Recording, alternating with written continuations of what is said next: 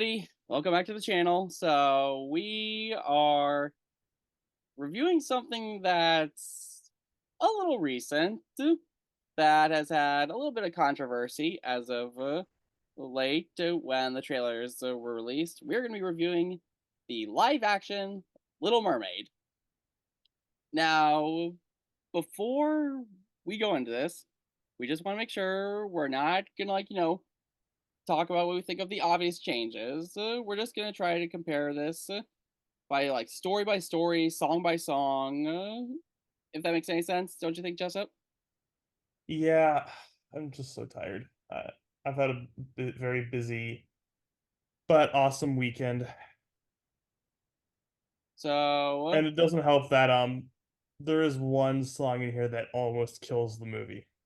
yeah, we'll get to that in a minute. So I really like the original Little Mermaid. It's not one of my favorites, but yeah, I'd say I really enjoyed it.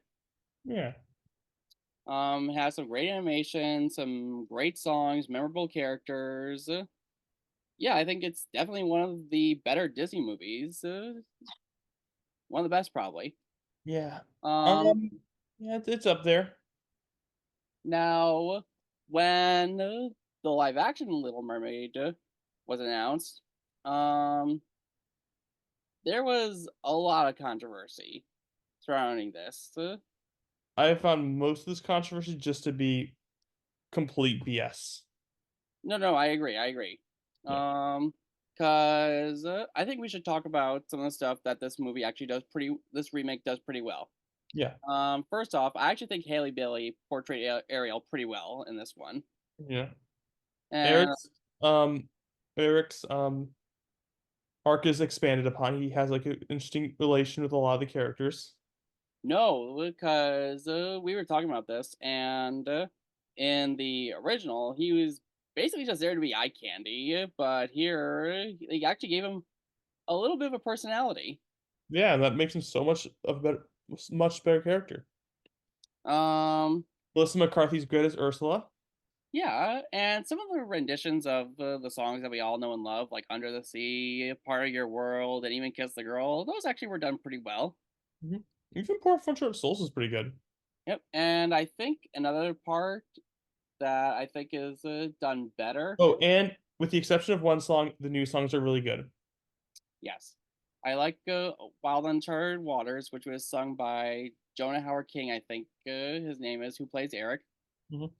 Um, And even For the First Time by is that the song's name For the First Time? I think it is, yeah. And even the rendition of Part of Your World that comes in towards the climax is pretty good. Mhm. But, yeah, I think we kinda came to the conclusion that the Disney live action remakes, I think the people who make them are pretty well aware that they're not gonna be as good as the original. In fact, there's very few who are actually gonna be as good. I Yeah, that's true. Um, I mean, some of them actually do try, and it's nice when they try because this one isn't bad. It's one of the best. If you just are comparing the remakes to each other, this is one of the better ones. Mhm. Not the best, but it's better than like a lot of the other remakes. Yeah, I feel like there are some of the visuals are good, others I not love so how colorful the movie is. Yeah, definitely. Also, one great thing I like is changing the setting. So the original is set in Denmark, right? Yes. They don't say where specifically it's set, but we know it's somewhere in the Caribbean. Mhm. And if you've ever been to the Caribbean, which I have, it is a very lively and colorful place, which helps show that there is a lot in common with the sea life, which is supposed to be colorful and lovely and Yeah, vibrant. I actually never really thought about that, but, that's a very interesting point. Yeah, yeah. Um, yes, and it shows that there's a lot more in common with the world above and with the world below. Mhm. Yeah. Um, do we want to discuss the controversy or not? No, let's just try to judge it as a movie. Okay. So, yeah, it's alright. I mean, I know it's not gonna be as good as the original Little Mermaid, but it has some pretty good, elements, to it. Like, I will admit there's some parts they could tweak. There's some parts in the script they could tweak a little bit, like how Ursula adds a little twist to her spell when she makes Ariel human, and something, and some parts around the climax. Yeah, some things they change don't work. So there's very few that of the changes that do not work. I will say that. Hmm. Some of these changes are actually a lot better in this version. Like there are some things this version does better than the original. Like I really like Under the Sea, despite the lyrics not matching up to what's going on screen. Hmm. Because it looks so colorful. I mean, the original is great. Don't get me wrong, but a lot of those fish do not look realistic. No, I also feel like another part I didn't like was the CG they used on some of the characters, especially Flounder and Okay, yeah, we're kind of Sebastian. realistic. Um, who do you want to start with first? Let's start with Sebastian. Now, I get they try to go for like the photorealistic aspect, but they could have done a little bit better with the design, I think. Yeah, David Diggs is actually a good choice to play Sebastian. The I agree. performance is good. It's just that design did not work. Yep. And Flounder, yeah, I was not a fan of how Yeah, he looked. same problem. It just didn't look as good. Um, And I think we can agree that sometimes some of the comedy is pretty off, especially when it comes from Scuttle.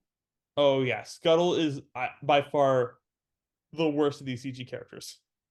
Yes. Now, to be fair, Which is not. Sorry, go ahead.